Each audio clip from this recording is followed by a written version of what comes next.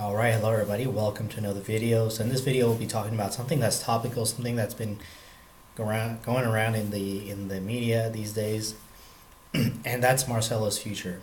Excuse me. Will Marcelo be here come the summer of 2019? Will Marcelo still continue being a Real Madrid player? And that is the real question, and that's the real question that a lot of the Madridistas have been asking themselves. Is Marcelo still that number one fullback for Real Madrid?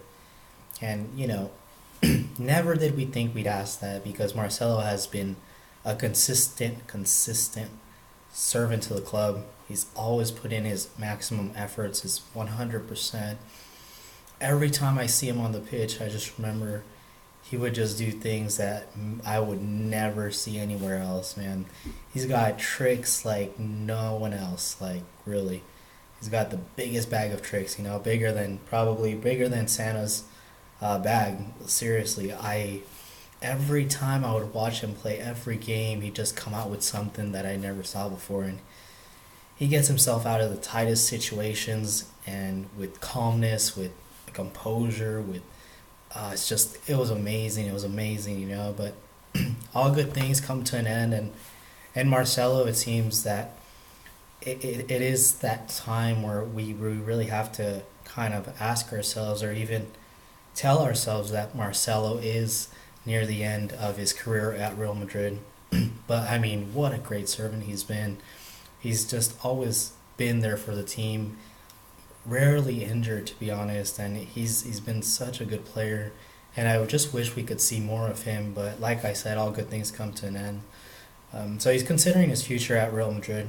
He has a contract until 2022, but he is 30. He's going to be 31 in this summer. He's been at the club for 12 years now. He's been here since 2007. I believe Real Madrid bought him in the January of 2007. So he has been here for a while now, and deservedly so. I mean, every time he plays, it's great. It's great to have him on the team. Yes, he does get caught out in his position quite a bit, but that's part of Marcelo. It's just like part of Ramos, where you get the reckless tackles, you get the red cards. It's part of the package. And Marcelo does get caught out, but the whole defense has been able to help him. The midfield sometimes has been able to help him in that aspect. And with him on the team, we won, is it four Champions Leagues with him or something like that? So he's been amazing. And so apparently he's had meetings with the directors, apparently stating that he'll be moving on probably this summer. Anyways, it doesn't seem very optimistic. And it seems like he's disappointed to play as a second option to Reguilon, who has been the preferred left back for Solari. Which, to be honest, Reguilon has been really good. I think he'll be a very good left back for us. I don't think he'll be as good as Marcelo for sure. But what I think Reguilon will have that Marcelo doesn't have is the defensive stability. With Marcelo, you just didn't have that defensive stability. He would always go up quite a bit. Yes, he would come down. He was a very fast player. But with Reguilon, will be a lot more stable at the back, and I think it's for the best of the team at this point to have Reguilon as the first choice versus Marcelo. The thing with Marcelo, especially when I saw Marcelo play versus Barcelona, is that his legs have really gone, and it's not to be mean to him, to put him down, to condescend him, but his legs have gone. He's not the same player he was probably 4 years ago, I'd say. He's not as fast as he once was.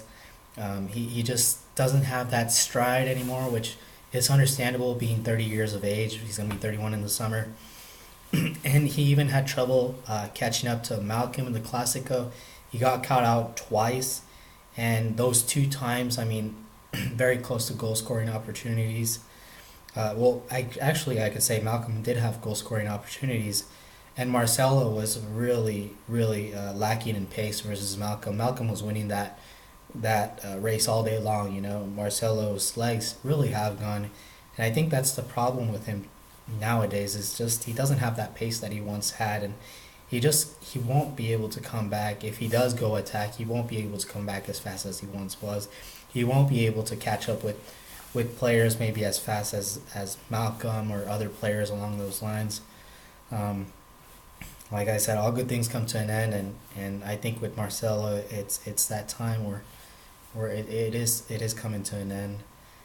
I know he did respond to an Instagram post the other day about the times he's played and the losses and how he's been involved in some of the losses and the times Reguilon has played and the wins Reguilon has had. But really, it's not a competition about the two. Marcelo has done so much in a Real Madrid shirt, and I think now may be the time for him to move on to another club.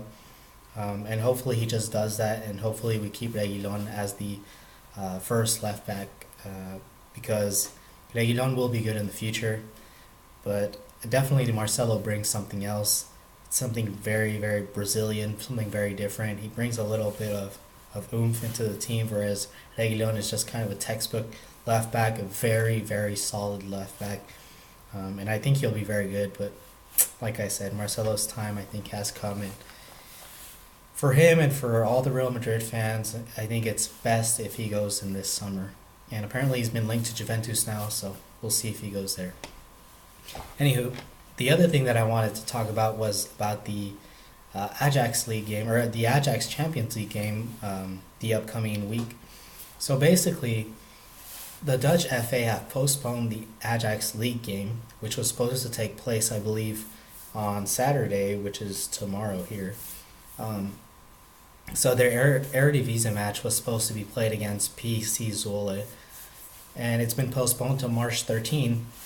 And apparently, what the manager of the competition affairs had to say about it was it's due to, and I quote, "In the interest of Dutch football, we have agreed with all clubs prior to this season to take into account as much as possible the European obligations of the Dutch clubs," said Jan Blyson,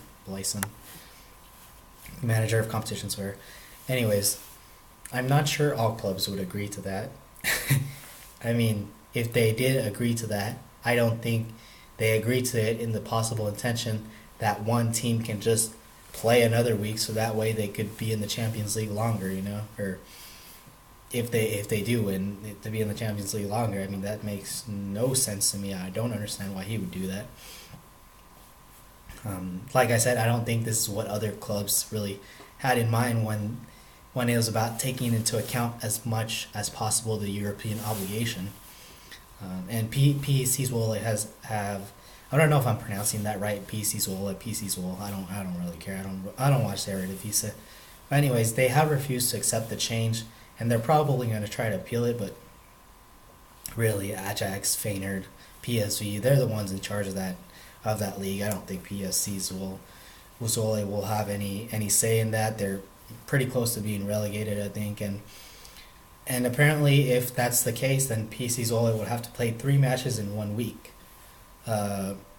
Which is totally unfair to them, just because Ajax need to, advance in that Champions League final, which really they don't even have much of a chance, to be honest. And PSV, who are 4 points clear of Ajax at the moment, are not impressed either.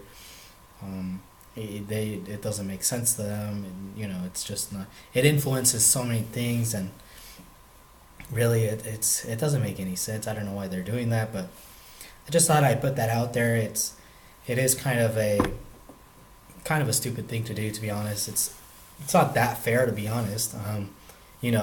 That's I wish we could do the same. I wish Real Madrid could just not play this week, and we could go in and play Ajax, and just beat them, just batter them. But that's not the case. Obviously, I understand what they're trying to do. The Dutch, they're trying to put Dutch football out there, and they're trying to do so because Ajax is the only team in the competition left from Holland. So they're obviously trying to put that out there, but it's not a good idea, and I don't see anything good from it. I think they got a bad result the first time. I mean, we won at their place, and now they're coming to the Santiago Bernabeu and trying to win. I mean, that's not gonna happen, and never in a million years. But yeah, I just thought I'd put that out there. It's not a very big problem, but a little problem nonetheless. So that's all I have for you guys today. So thank you guys for watching, and stay tuned for more videos. Thank you, and have a good night, and have a good day wherever you are. Thank you.